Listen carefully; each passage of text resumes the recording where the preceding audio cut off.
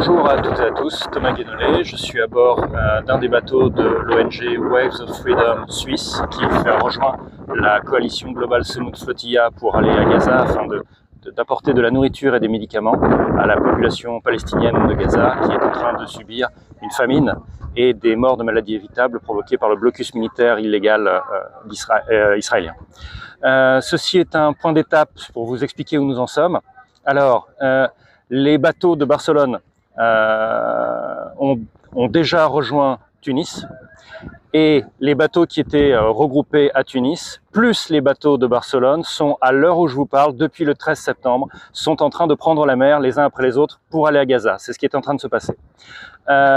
Pourquoi ça aura pris finalement plusieurs jours que les bateaux de Barcelone et de Tunis parviennent à prendre la mer? Eh bien, c'est parce que d'abord, il y avait des réparations, il y avait des éléments de maintenance, il y avait des éléments de ravitaillement. Et puis, c'est une flotte énorme, c'est la plus grande flotte civile humanitaire de toute l'histoire. Et pour cette raison, ça a impliqué des problèmes d'encombrement logistique des ports tunisiens. Et donc, ça prend du temps de les faire partir les uns après les autres, tout simplement.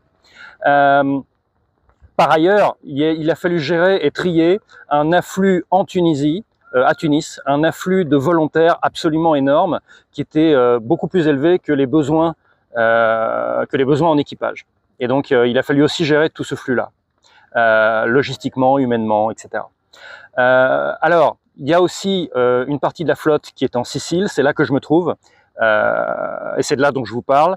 Nous sommes en train d'attendre que les bateaux de Barcelone et les bateaux de Tunis, qui ont donc pris la mer depuis Tunis à l'heure où je vous parle, ils sont en train de partir les uns après les autres.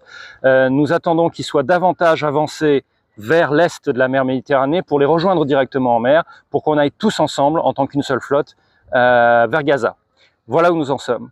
Alors, il faut bien savoir que il y a urgence puisqu'à l'heure où je vous parle, pendant ce temps-là, à Gaza, l'armée d'Israël est en train de déployer une occupation massive militaire de la bande de Gaza, et en particulier est en train de faire des tapis de bombes sur Gaza City, est en train d'envahir la totalité du territoire de Gaza, et ce faisant d'accélérer le problème du désastre humanitaire, le désastre de famine, le désastre de maladies évitables, de blessés qui ne peuvent pas avoir accès à des soins, et c'est pour ça qu'on leur apporte de la nourriture, des médicaments, des médecins.